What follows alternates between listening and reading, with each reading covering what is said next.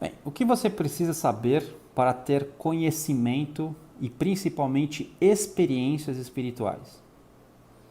Lamento dizer que não é uma resposta simples nem rápida. Muito pelo contrário.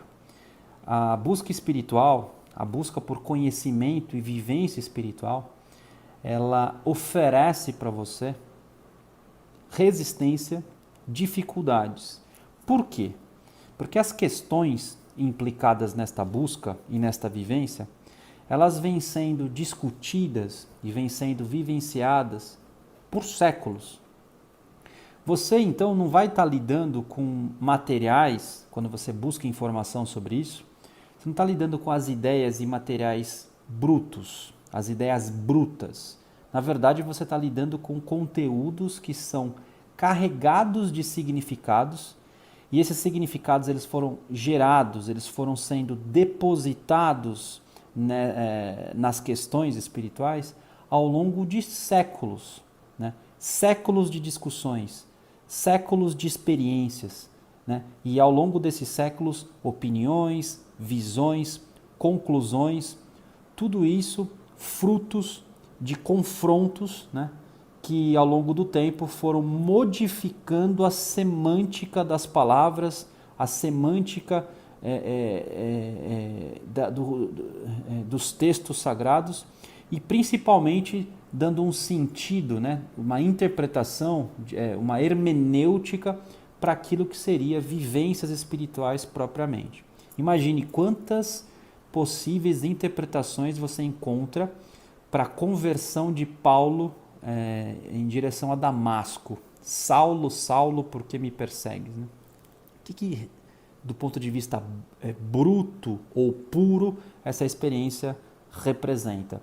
Então, quando você vai estudar isso, dependendo do autor, da religião, do viés, e esse viés ele pode ser, não é uma coisa simples, são camadas e camadas que vêm sendo desenvolvidas, discutidas e sobrepostas, uma camada sobre a outra, ao longo de milênios, no mínimo 2 milênios, né? Pelo menos, né? Pelo menos não, 2 milênios exatamente. Então é muito difícil você ter um contato direto, né? Então, com o tempo, muitas reflexões, doutrinas, teses, direcionamentos ocorreram e deturparam o sentido original dos textos sagrados e também do contato espiritual direto. Vamos só a um exemplo que aconteceu aqui no Brasil através da teologia da libertação dentro da Igreja Católica. Vamos pensar, existe uma passagem, por exemplo, que Cristo curou os leprosos. Né? Então, o que seria a constatação literal espiritual? Que houve um milagre de cura, né? A manifestação divina na matéria, o que seria um milagre, que gera o processo de reharmonização do corpo de uma pessoa de modo milagroso. Né? O que a teologia da libertação sugere? Ela diz assim, não, pensa se isso é possível, isso não faz a mínima lógica. O que o texto sagrado, na verdade, quis dizer é que o Cristo estava pegando uma pessoa marginalizada e incluindo ela no centro social. Né? E aí eu não preciso dizer para vocês que as pessoas que forjaram, criaram a teologia da libertação eram aqueles que acreditavam que através da dissolução óbvia da religião, das estruturas religiosas óbvias, e essas estruturas sendo substituídas por elementos ideológicos, nesse caso, conforme promovido por Antônio Gramsci, né, que são todos os teólogos da libertação são discípulos de Antônio Gramsci, um italiano.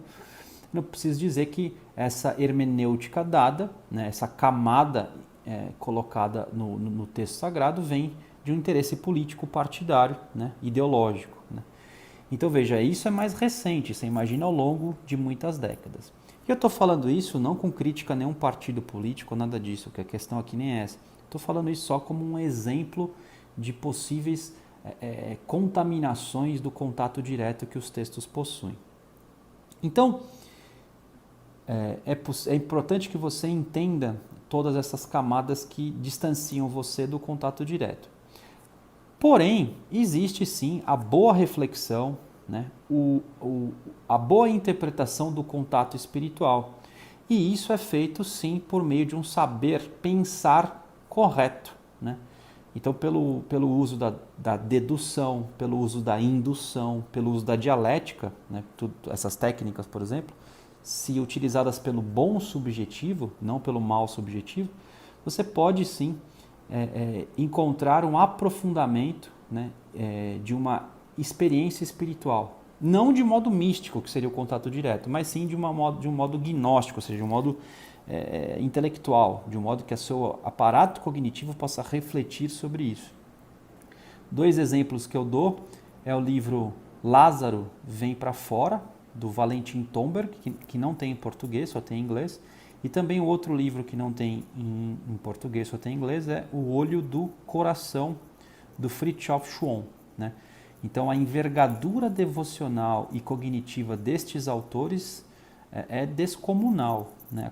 Então, esse é um tipo de autor que usa a boa dedução, a boa indução e a boa dialética sobre os textos sagrados e sobre a experiência espiritual, conforme descrita nos próprios textos sagrados. Então, é uma boa maneira de você refletir sobre tudo isso de maneira não direta, porque o direto seria você mesmo ter experiência mística, né? Então, o estudante, quando começa nesse caminho, ele tem que saber que ele está lidando com termos, com questões que estão carregados de história. Não são termos puros que acabaram de ser pensados. E se você não conhece as camadas sócio-históricas, as camadas de interpretação que esses termos vêm sofrendo ao longo dos séculos, você não vai entender você vai entender nada, né? Você não vai entender o que o texto está dizendo, né? E além disso, mesmo que você consiga o acesso mais puro, né, mais direto, você vai perceber que estas questões são questões arquetípicas. O que isso quer dizer, né? Isso quer dizer que os significados dessas questões espirituais, elas são eternas. E o que acontece com o significado eterno? Acontece exatamente o que acontece com obras literárias clássicas. Por que um clássico é um clássico? Ora, um clássico é um clássico porque toda vez que você vai ler um clássico, você vai perceber que ele traz assuntos que não envelhecem. Entra década, entra século, sai século, e os assuntos permanecem atuais, e sempre que você revisita um clássico, você encontra algo novo ali, um aprendizado novo ali. Você pode ler o clássico 1000 vezes você vai encontrar novidade, né? Por isso que um clássico é um clássico. Então, questões espirituais traz exatamente isso, né? Então, você não vai conseguir entender um livro espiritual assim, questões espirituais assim, textos sagrados assim, vou ter um contato espiritual rápido, né?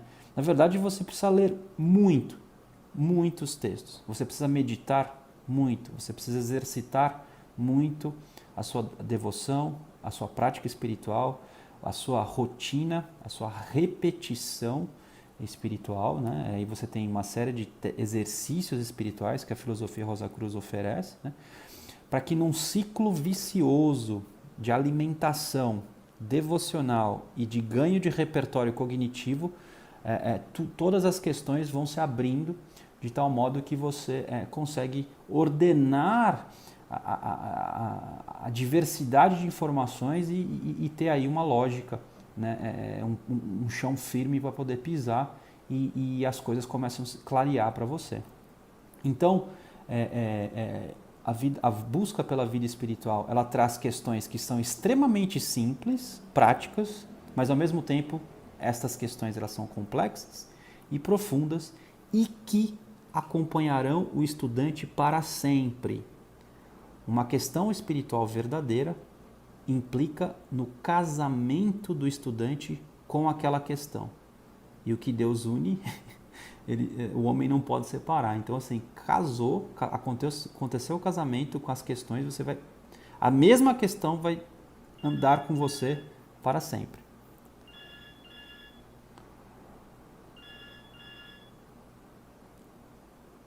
É justamente por isso que você não pode solicitar, ter a ingenuidade, né, de pedir um livro básico de vida espiritual, de conhecimento espiritual. Ah, tem um livro aí simples, né, que condense, que sintetize tudo. Não, não tem. Né? Se tiver, é charlatanismo. Se tiver, não há facilitação para isso. Né? Então, para finalizar, a vida espiritual e o estudo espiritual ocorre na medida que você vai acumulando experiência de vida real, de viver a vida. O que é viver a vida a gente num outro momento vai discutir. Né? E acúmulo de repertório cognitivo, referencial cognitivo. Tomando o cuidado para não transformar o repertório cognitivo em ideias que pensem por você. Né? Você tem que, pelo contrário, você pensar, ter o contato direto com a realidade e esse repertório ser um instrumento para você enriquecer o significado real das coisas e não o contrário. Senão o repertório cognitivo vai até te distanciar. É aquela pessoa que vomita um monte de ideias e não tem o mínimo de contato real com as coisas. Então tem que tomar esse cuidado. Mas é justamente o acúmulo ou este conjunto de experiências vividas na vida real e o conhecimento adquirido ao longo de muito estudo e dedicação que permitirá a ordenação e o esclarecimento das coisas. E é isso que vai dar o fundamento para que você tenha um contato mais direto do ponto de vista espiritual. Lembre-se, experiência de vida é sinônimo de poder anímico. E quando você tiver poder anímico com sabedoria acumulados, o discípulo estará preparado. E o discípulo estando preparado, o mestre aparece. Que as rosas floresçam em vossa cruz.